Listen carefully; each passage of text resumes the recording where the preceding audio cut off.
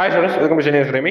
இன்னைக்கு குத்புதீன் ஐபக் அந்த மன்னரை பத்தின ஒரு சின்னதா ஷார்ட்ஸ் பார்க்க போறோம். முக்கியமான தகவல்கள் மட்டும். ஓகே, ஃபர்ஸ்ட் குத்புதீன் ஐபக் கால வரிசை பார்த்துக்கணும். 1206 இருந்து 1110 வரைக்கும் இந்த மன்னர் தான் டெல்லி சுல்தான் என்ற ஒரு வம்சத்தை தோற்றுவித்தவர். என்ன வம்சம் சேர்ந்தவர்னா அடிமை வம்சம் சேர்ந்தவர். ஓகே, குத்புதீன் ஐபக்கை தலைநகராக எந்த வச்சிருந்தார் அப்படின்னா ஃபர்ஸ்ட் லாகூர், அதுக்கப்புறம் தான் டெல்லிக்கு மாத்துறாரு. அடுத்து பீகார், வங்காளம் ஆகியவற்றை கைப்பற்றும் பொறுப்பு ஒப்படைக்கப்பட்டது. இவருடைய காலத்துல யார்கிட்ட இந்த பொறுப்பு ஒப்படைச்சா பக்தியர் கில்ஜி. இவர் தான் ஆக்சுவலா நாலந்தா பல்கலைக்கழகத்தை இடித்தவர். Okay, next point, Qutbuddin Aibak கட்டிய மசூதியின் பெயர். ஓகே, இதுதான் இந்தியாவுடைய முதல் மசூதி. இந்தியாவோட முதல் மசூதி குவாத் உல் இஸ்லாம் மஸ்ஜித். ஓகே, அதனாலதான் இந்தியாவில் மிக பழமையான மசூதி இது கொடுத்திருக்காங்க. ஓகே, அடுத்து குதுமினாருக்கு அடிக்கல் நாட்டியவர். மிக முக்கியமான ஒரு கட்டிடக்கலை குதுமினார். அதுக்கு அடிக்கலை நாட்டியவர் குத்புதீன் ஐபக்.